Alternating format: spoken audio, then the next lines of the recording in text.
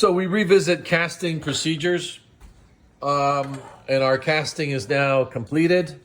We can use, because it's a strengthener, we could use a mix of old sprue and some new metal. Not too concerned if there's a little porosity. It's all going to be intertwined and enveloped in the denture. Now here on this one I did 3 sprues for the centrifuge casting, all clockwise, or counterclockwise. You can see my tissue stop. I've also included a tissue stop in the anterior and 2 small occlusal rests. Let's zoom in to see those. 2 small occlusal rests here and here on top of the caps. 2 tissue stops, 2 occlusal rests on the caps, and a tissue stop in the anterior. I'm going to proceed to cut the sprues off, sandblast, completely sandblast, and trim, if I need to, obviously the flash, some bubbles like I have one here at the front. To eliminate some of these bubbles here, we could put our invested ring in the pressure pot or a pressure chamber while it's setting to avoid this gas escape bubble here. Once the framework is casted, trimmed, sandblasted again, not necessarily deplated, I've put some Opaque on my bar here, which is painted and light cured, underneath surface and the top surface. Once I've added my Opaque, I will secure the frame to the housings or the attachments on top. Now this one has come loose because it's from another model, but I will retrieve the framework with the cold cure male processing caps attached to the frame as such. This was from another one, so I'll just simulate here. That's why I didn't want you to cover the male processing caps completely with metal. We need to expose part of it to engage some acrylic. So here we have my mesh lattice bar, opaqued, attached to the male processing caps. Now I will boil off my master model and then proceed to create an occlusion rim for my upper and lower with my master model separated. So this will be my, let's say, for all intents and purposes, a base plate will now be replaced by this strengthener lattice retention, and then the upper business as usual.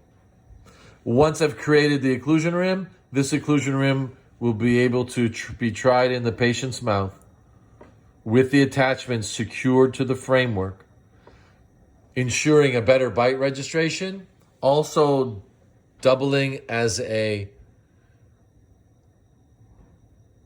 verification jig, meaning to verify the location of the abutments in relation to the caps, in relation to the framework, in relation to the model for accuracy.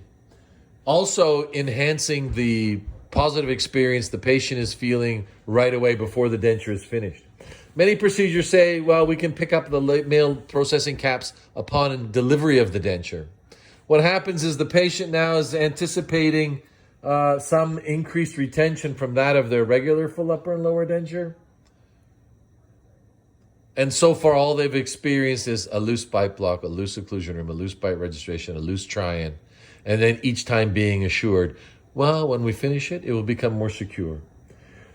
From a treatment modality perspective, I prefer this procedure as to increase patient expectation, to motivate them through treatment, as well as I'm having a more accurate bite registrations like centric relation records, if not pin tracer records, possibly even Facebook records from the top, and vertical dimension records with top and bottom, as well as protrusive bite records to program condylar guidance.